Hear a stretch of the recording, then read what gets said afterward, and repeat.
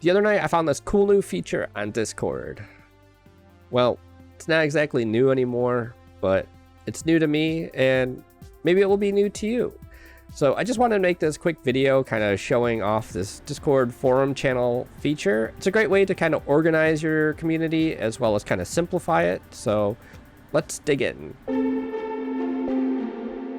The forum channel feature is only available to community servers. So you're going to want to check to make sure that's enabled. So in your server settings, you're going to check this section here where it says community. If it says enable community, click on that and then kind of follow the prompts to get that set up. We're already a community server, so we're just going to click the escape here. Next, in order to create a forum channel, you're going to click create channel. Then select forum. For this one, we'll just call it art forum. Create channel.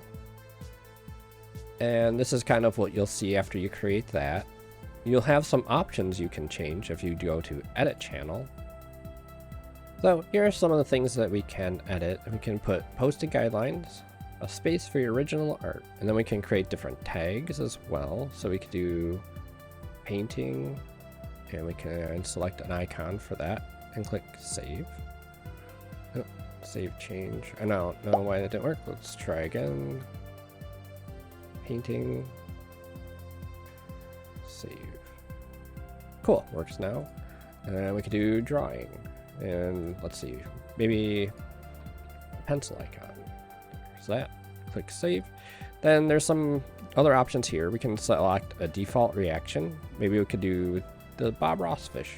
The other thing that you can do is you can kind of limit how much people post in this forum. You can change the sort order to either recent or creation time. You can age restrict it, and then you can also change the amount of time after the post to archive it.